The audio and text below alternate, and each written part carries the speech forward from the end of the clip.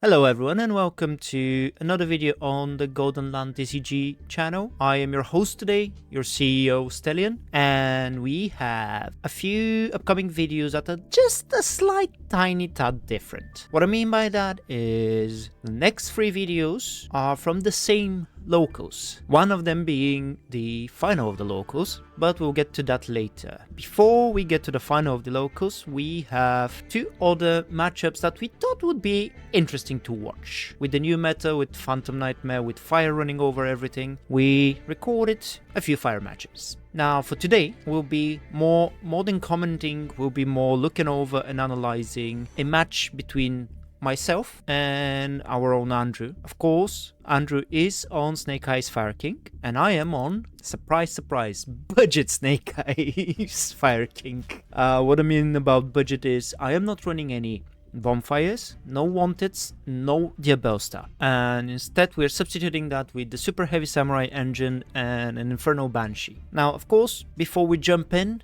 don't forget to like, subscribe, smash buttons, bells, mells, whatever you like. Leave comments. Tell me how much of a bozo I am of misplaying. You know the drill. Go on. 1,000 subscribers by the end of the year. Let's go. Now, of course, let's jump right into the match. So, as I said earlier, we have on my left side Andrew, who's playing the full power Snake Eyes Fire King, and on the right side myself, playing the budget variant of the deck. If there's any misplays, shout them out, and let's jump right in. So I roll a 9.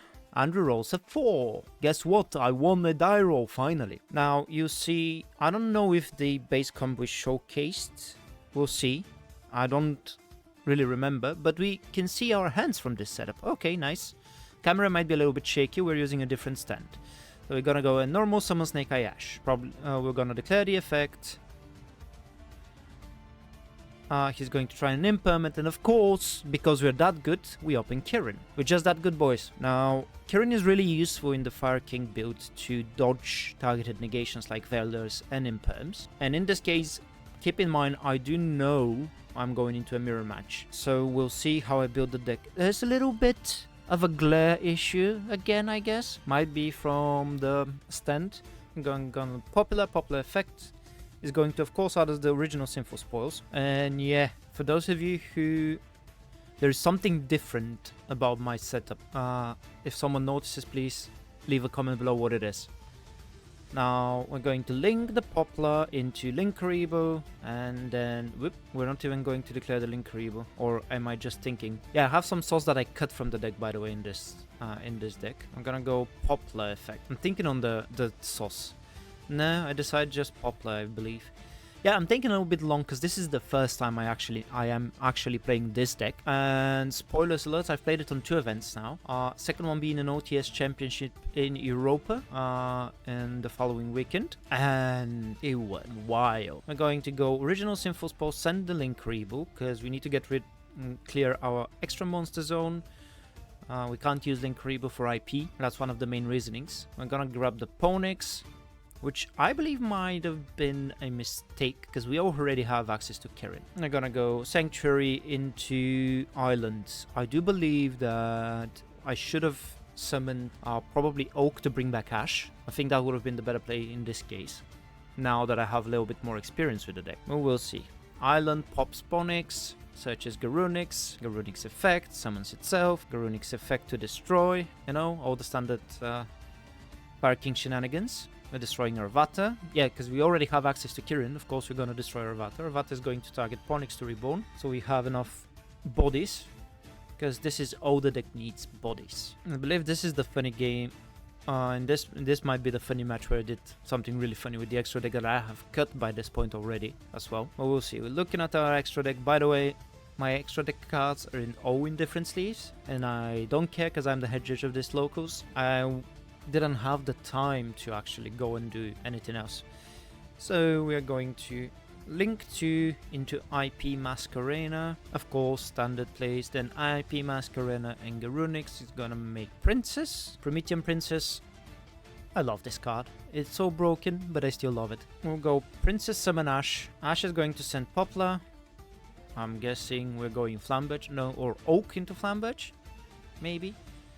See, I stopped on Oak thinking, and looking at our grave, we have enough targets for Flamberge. With summon Oak, of course. I honestly believe that's the better play. This brings Oak into rotation, get Snake Eye Ash, and from here, the world is our fucking oyster. Send Oak and Sanctuary for the Flamberge. It's the budget version, so this beautiful QCI is just the only copy I actually own. Surprisingly. Yep. And at this point, we can go Flamberge for Masquerena, yep. And then we can just make Amblo and pass, I guess. That's something. Look into the extra deck. Oh, you saw the sauce. There we go. I'm going to link Princess and the extra body. Oh, make Amblo activate Parallel Exceed. Yes, this is the funny game. So we're gonna summon our beautiful Prismatic Secret Parallel Exceed. Use its effect to summon our beautiful... Where is it? Come on, show it, show it, show it, show it, show it. Up. Our beautiful Common Parallel Exceed. I'm playing different rarities on purpose to trigger people. And then it's time to make some funny play. Begus. And we're going to pass turn on that with Ghostbow in hand, which I also cut from the deck. Wow.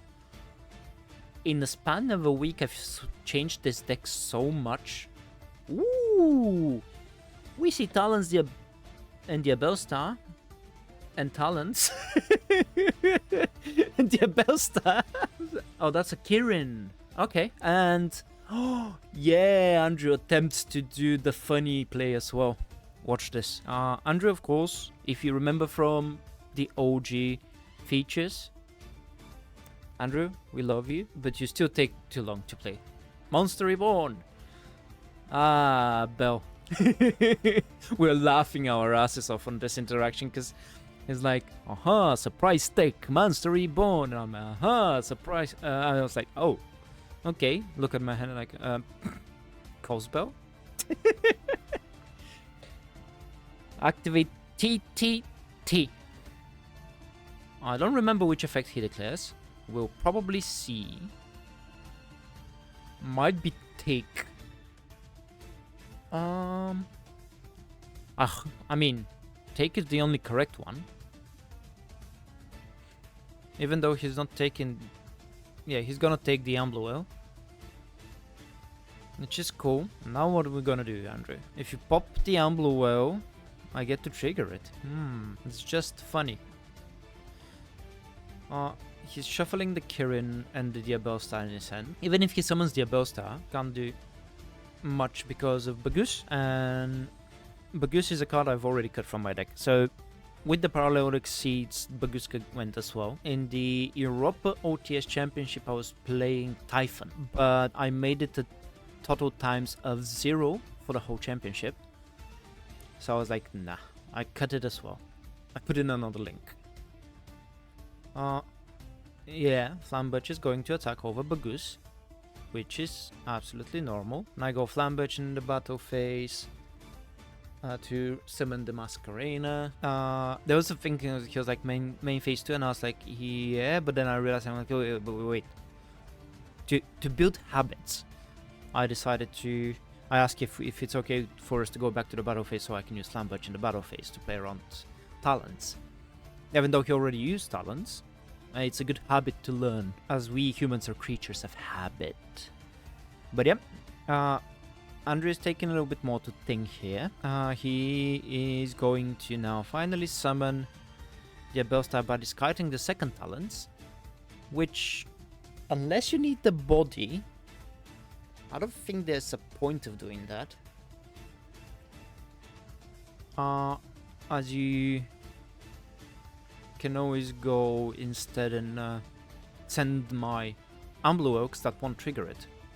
Because Ambluel, I believe, triggers only on destruction. But I'll probably... Here is probably the best place to go. Oh no. Come on, why? Send my Ambluel. I don't have a battle phase. Ah, Bloss. And after the Bloss, he picks up his cards and scoops.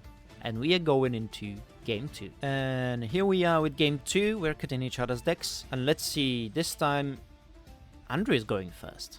Will I draw enough hand traps? That's Ash, Bell, Onyx, the wrong scale, the one if I keep on drawing every time, and a spell. I'm not running a lot of spells in this deck, so I think that's Sanctuary, maybe? Ooh, he has Solemn Strike. The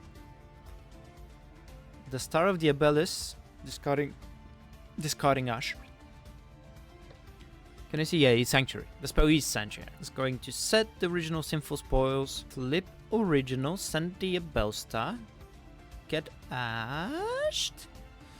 It's disrespect because I've put in my extra non-engine. So it's common ashes. It's a little bit more disrespect. I didn't even commit my main non-engine to this deck back then. I was just taking it for a spin for fun. I was not expecting it to perform any good. He's going to set one. Normal Summoner Vata. And I believe pass turn. Yep.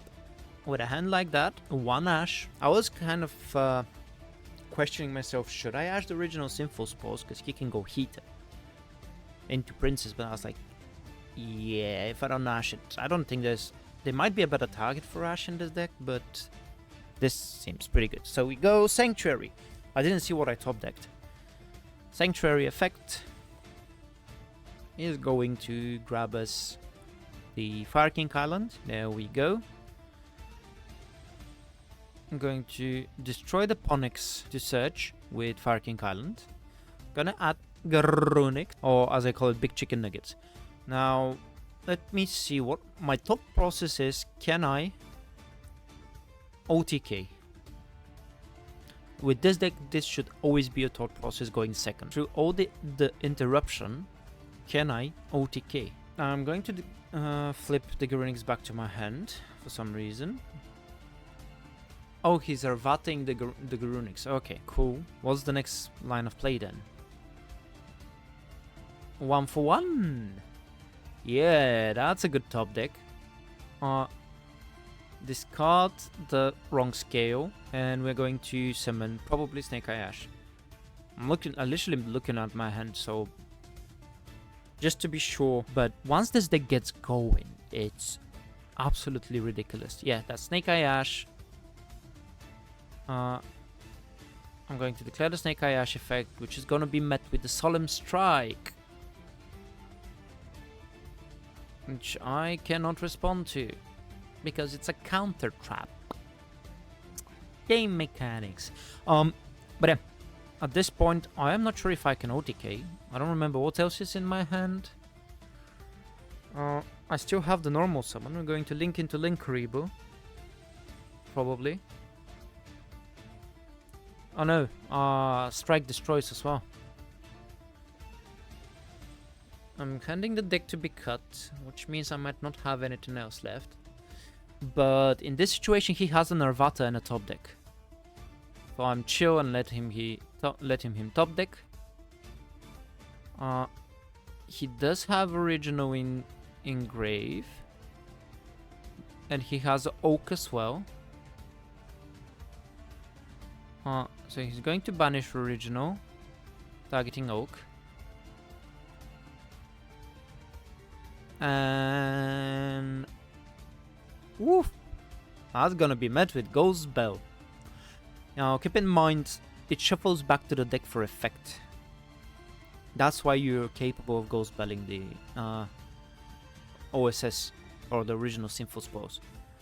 Now Bell is not that good in this format, honestly. It's not that good against the fire deck. It's just I hit 2 very niche interactions with Bell. So even though it looks sick in turn ending, it's not that good. Don't get baited. Do not play Ghost Bell unless you play it side deck for Labyrinth and Branded. Now he's giving it a little bit of a think. He's going to punch me with Arvata probably and pass. Looks like that's his plan. Ooh, he's summoning the Abelstar by sending the Garunics. Oh no, the Garunics, the Arvata. Just going to set a wanted. Now, question is, does he... I think he plays like 3 witches. We'll see. Sets back the wanted. At this point, I'm thinking, I think I have no more hand traps. Maybe. I have one card in hand. If it's one card, it's Garunix. Punches for 25, which is fine. I top deck. Into Ash? Maybe? I don't know. Ooh. Woo, I forgot to update score. I am an idiot. Me isn't. Oh, no, wrong one. So nothing happened in my draw phase. He's going to wanted to search the Diabellstar. I have Garunix and one more card. What did I top deck? Is that original? Yes. I'm going to send the Sanctuary. I top decked original Symphospos. What can I say? I'm just built different. We're going into Snake Eye. Ash is going to search us. He does say he's okay because he has no actual interaction. And we know that. I'm going to search the Poplar. Poplar effect is going to summon itself in attack because it's funnier. Then Poplar has no effect because we searched the only target. We top decked the only target for it. This has happened to me so many times. Poplar effect is going to set itself in the spell trap. This is not always the best time to do that, by the way. You can always reborn it off of Oak and then link it with the Flamberge to chain block the Flamberge. Then we're gonna go Ash, send Link Karibo, gonna go Oak, reborn a level 1. In this case, we go for the Ponix, because we have still one more target to search of the Ponix. And do you know what the target is? Yeah, boy, this card is amazing. To be honest, this card is sick. I love it. It's done me so many wonders, especially when you open it without expecting. Oak is going to send Poplar to summon the Flamberge. Put the Bling on the field. Have you noticed something? 2 games, I am the only Snake Eye player who summoned Flamberge. I guess summon Flamberge equals win a game. We'll see for this one. Can we build an OTK board? We go in, of course, Heater. We're gonna go Flamberge effect. Reborning Ash and Oak. Not that it matters. In both anima zones, because it's funnier. And I'm also playing around the arrows of the Heater. Heater Summoner Avata. Even though he has no effects. Actually, here we can go. We could go Island or go Circle, targeting Oak and the Flamberge. We'll summon the Flamberge, destroy the Oak, then Garunix. Oh, I saw the line, yeah, because when I pop with Circle, we can summon Garunix. Garunix is going to pop and summon Kirin and destroy Kirin. Kirin is going to summon back my Ponix, because I think that's the only legal target. Destroy the Diabellstar. And from here on, it's just easy link. I think Andrew forgot the Diabellstar effect here. Oh, he's reading. Let's go. Effect of Diabellstar to reborn itself. This is me forgetting the Diabellstar effect because I don't play Diabellstars. And I'm going to Arvata that with his Arvata. And I believe that's game. Yep, I didn't even need to link it. Let's go! 2-0, boys, 2-0. Woo! Now, as you see, unfortunately, this was a quick 2-0. And I'm guessing my theory of summon Flamberge win the game works. But yeah, keep in mind, this is like the beginning of the format. This is pre-Vegas? Yeah, pre-YCS Vegas. Las Vegas. So we don't have the list from Las Vegas. And this is just us kind of taking some insights from Costa Rica and just trying our best. Me experimenting with cheap stuff because I'm too poor to get wanteds and bonfires and stuff. Andrew had some really not that good hands. And once this deck gets rolling, the snowball effect is so big. My updated lists that I played on the OTS Championship run no parallel exceed. I decided to go instead for hand traps, and I cut Baguska as well for Typhon. Now, past that event, I've cut the Typhon for an Appaloosa, because I was not running Appaloosa. But it makes sense as I'm running Valus and Draw and Logbird in the main deck. Just because I'm playing the super heavy engine, so I can't play imperms. And I can't play all the spell trap, all the spell trap non-engine that I would love to play, maybe. I'm not sure still yet. So I had enough space for more hand traps. I ran Monas as well back on the OTS Championship, and Mona was a good card. But yeah, in the OTS Championship, I went X2, but at round 3, I went to table 2. I won that one. Round 4, I was table 1, where I lost to 2 bricky hands of hand traps and Soul Gaia booster versus Josh from the Collective. I wanted to give him a good game, but it is what it is. The last round I got up paired on table 2 against Vasco Diaz, who is also part of the Collective, who won the Chelmsford regionals with Vanadium. He was also, I'm not gonna say what he was playing. I don't want to spoil it for I don't want to spoil it for anyone who's to play him, but we had a very long and very sweaty 3 games. I mean, game 1 was not that long and sweaty. I won the die roll, I built up the board, and he asked the judge, can he take a picture of his hand so he can show me after the game, and we were laughing about it. Game 2, he went first. We went really deeply back and forth, hand traps flying, boards building. We played it really nicely. In game 3 was the best game. He wanted to assemble lethal before time was called. He couldn't, so he just went into attack, went into battle phase, attacked still, and then wanted to pass me turn, but there was not enough time on the clock. But yeah, it was a very good game. I loved that game. Thank you, Vasco. That was amazing. So yeah, my final score was X2 with 3 games on tables 1 and 2. My last 3 rounds. 3 out of 5 games actually on tables 1 and 2. And yeah, that was a 36-person OTS as well. And we had most of the Collective there. Thank you all for joining for this video. And my little experience rant after this whole match. See you next time. Your CEO signing out.